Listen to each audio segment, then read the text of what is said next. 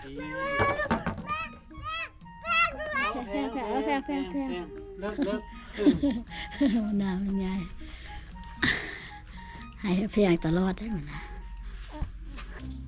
ไอ้ดีท่านผู้ชมทีนี้อันที่อันนี้ห้องน้ำเนาะอันนี้ห้องน้ำเนี่ยจากที่เอาดินมาเชื่อดิFC เกาหลีอาจจะรู้จักเนาะว่าห้องน้ำอยู่ลาวนี่เหรอแต่อันนี้มันเอาท่อเชื่อเวลามีอันอาโจมเต็มอาจจะ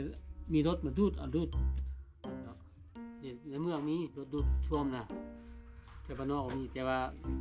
ไว้วันนี้เป็นในเมืองมีรถมาต้องเวลาเต็มอาจจะมาไม่ได้เลยเนาะต้องดูดทิ้มใส่ตลอดนะอันนี้ฝาปิดมันพอดีมาอันอาโจมเต็มต้องปิดออกมารถท่อเขาดูดเข้ามานี้ดูดไปเอาไปปิดแก๊สไปเลยแก๊สก็มาจากอาโจมเลยปิดอันนี้ก็90,000นี่90,000นี่90,000อันนี้อัดก้อนตอนนี้นะที่เต็มมาเลยจังไข่มันอันนี้ นานแล้ว เรียกก่อนเป็นยาวกันเลยต้องเจาะข้างนี่เจาะข้างนี่จ้วงหูไปจะก่อน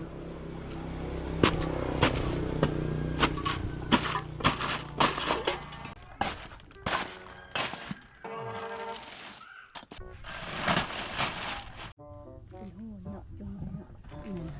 อันนี้หูไอ้กระหูห้องน้ำเจาะ ห้องน้ำอยู่นี้ก่อนที่คุ้มมันนะนี่เนาะเสียใส่วันนี้พอมาใส่นี้เวลาตัวนี้มันเต็มรถดูดไป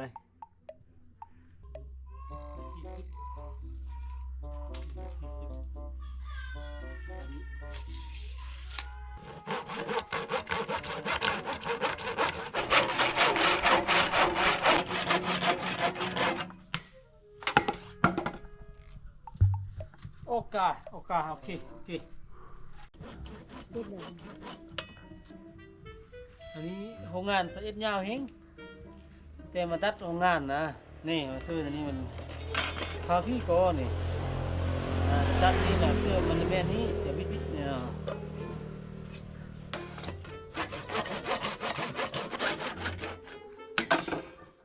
ร้อยvery easy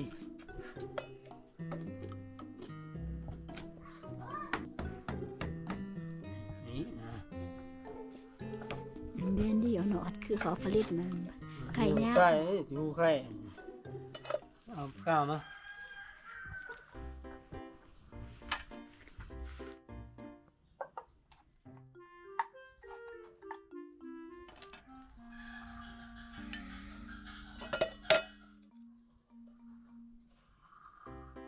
เวลาจะแกะก็จะแกะได้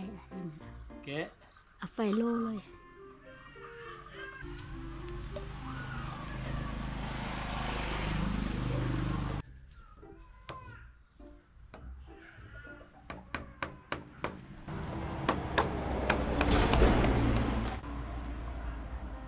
ลายนี้เพราะมันนั่นนี่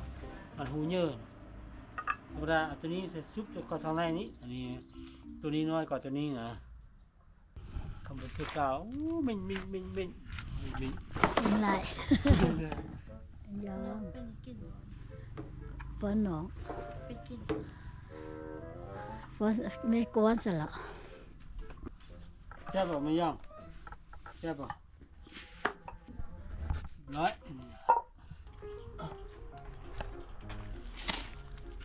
จานนี้เป็นบอลอาจุ่มเขาจานนี้เป็นบอลอาจุ่มอกมันติดเอาทางนี้ออกทางนั้นมาชิมมวยอุ่น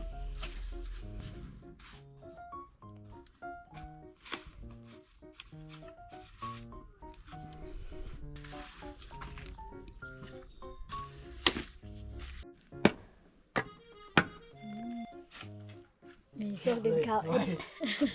เอ็ดด้วนเลยทำสมพาจะโซกดินเขาเลยขนาดเสือโทเนี่ยจะคุดยากขนาดเ ดี๋ยวเสื้อเต็มแล้วจังคุดลงดูประมาณจังได้เวียกอีก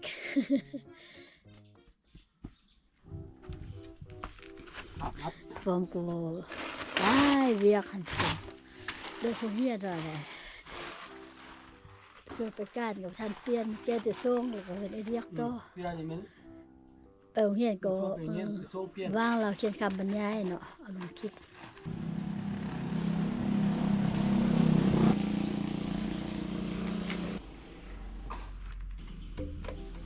เบยเขา เขาหน้าให้หู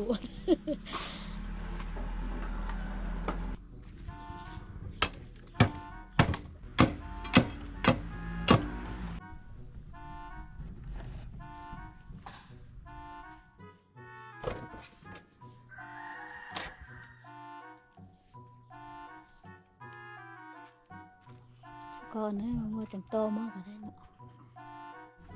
เป็นแล้วล่ะ เอาแล้ว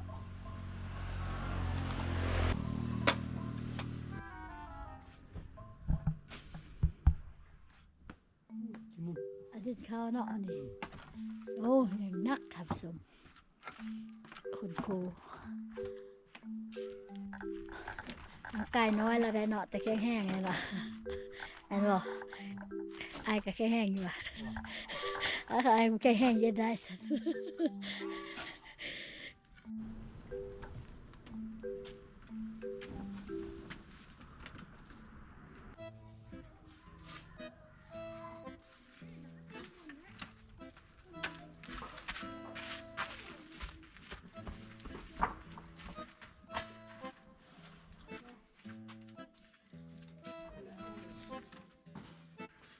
อันนี้ก่อนเสื้อเสื้อเดียว ยังน้อยก็แล้ว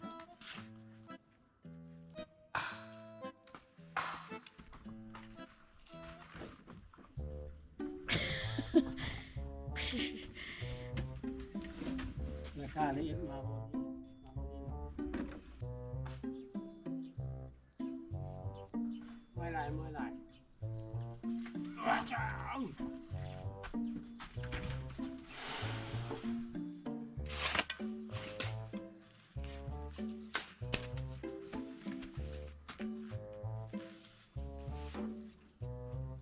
มีถ้ำนี่เนาะ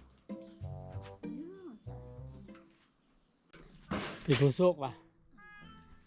ผู้สู้ดิ สู้แม่ป้อมสู้นะคะเป็นผู้สู้ของรุดด้านนึงเนาะมาทอสนี่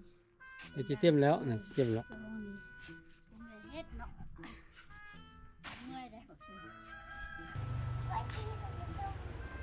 รักใช่ไหม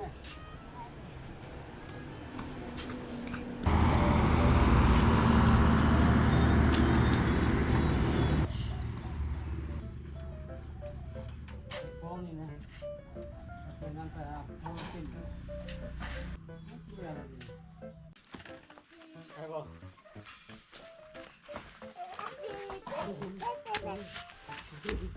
นี่เด้อนั่งวะนี่ แฟนสู้อะไรแห้งเนาะสู้อะไรแห้งก็ได้เนาะเราเ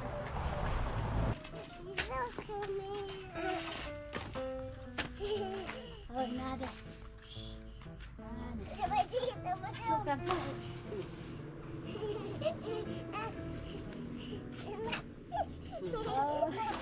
สู้ก็ได้ลูกคนน้อยน่ะได้แล้ว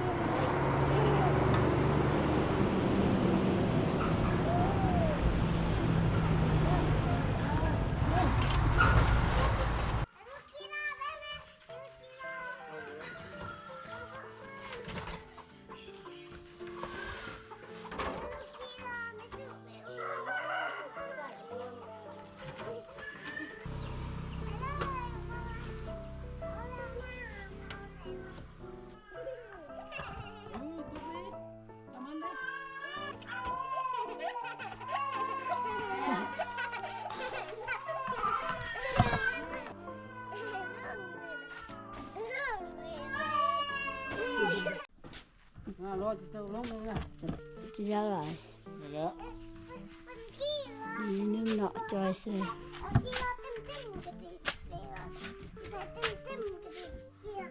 คุมบักเลิกกับคุมนี้เนาะ อืม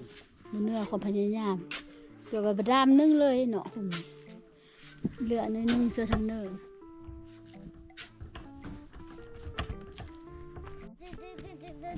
คือมาดามในครัวเลยเนาะ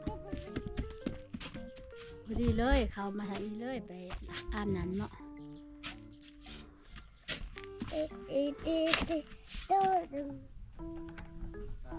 ตะลังคาเนาะ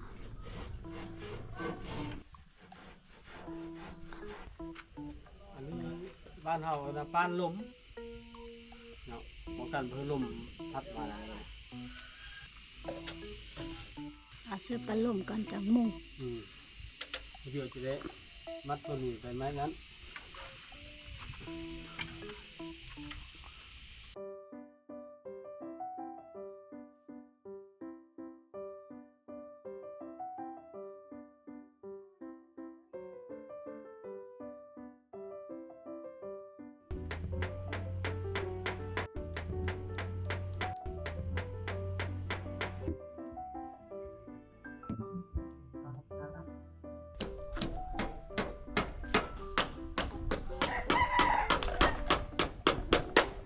มันจะมุงมันคั่วมันทำผสมไอ้ทงเกลือกับห้องน้ำเนี่ย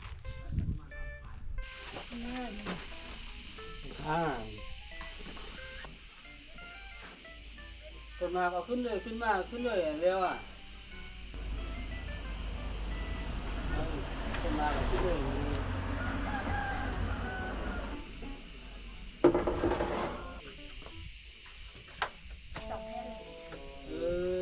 กินร้อนเลยส่วนบุญกันนี้มาเตะกันไหนอยู่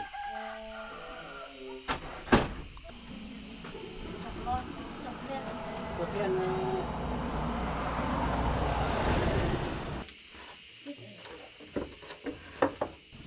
Chút rồi đấy à.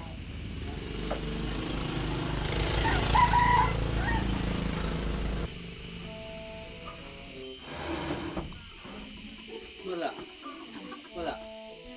Ay Kopian.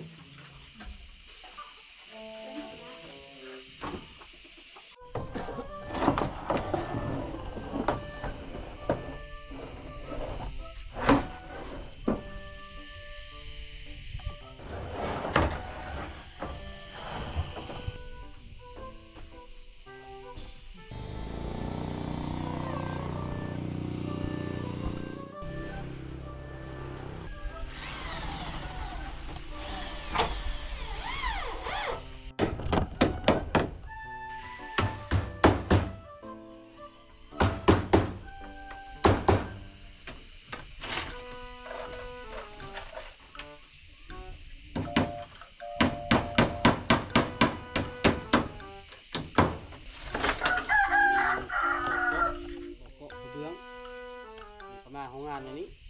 cái bèn, cái đằng không ăn. Đây, nhà có 8 triệu.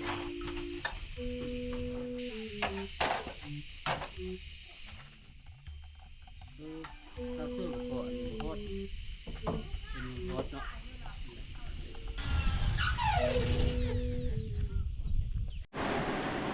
ตรงมาพ่นดูน้ำเชื้อ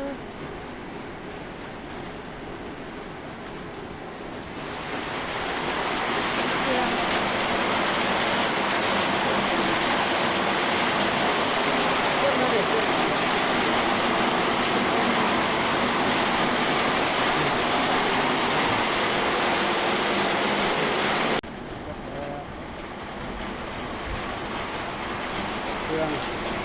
กำลังก่อฟ้าเลยนะก่อฟ้านี่มีซักเครื่อง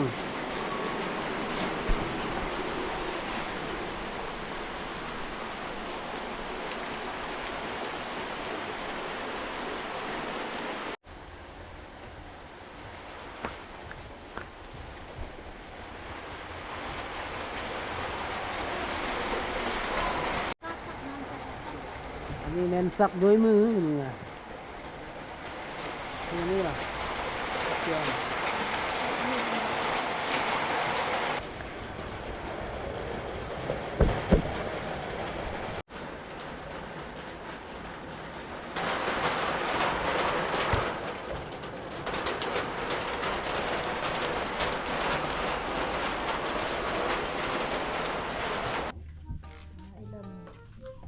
ขอบฟ้าขอบฟ้าบ้านในมุ้งนี้ฝนตกแล้ว แต่อายุห่มเราเนี่ย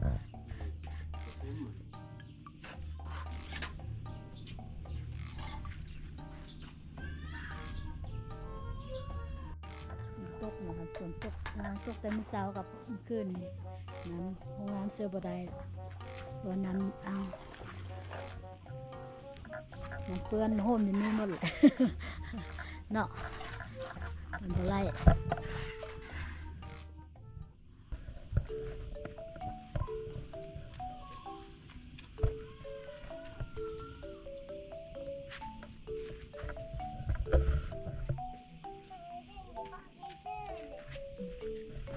บ่ใส่เด้อใส่เด้อคือบ่ได้ละน้ำ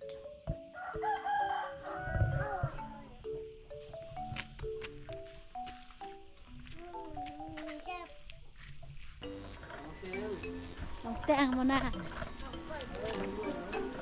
เจ้าหน่อยเจ้าลาหน่อยลามา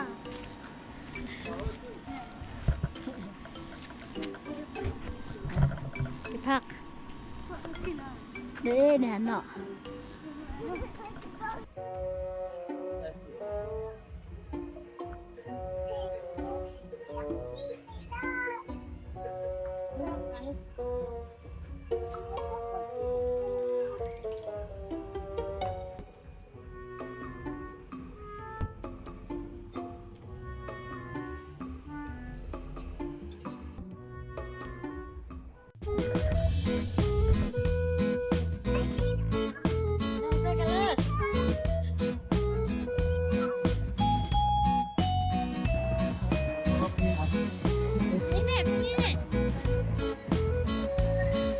เรามาโพสสไลเดอร์อยู่ตลาด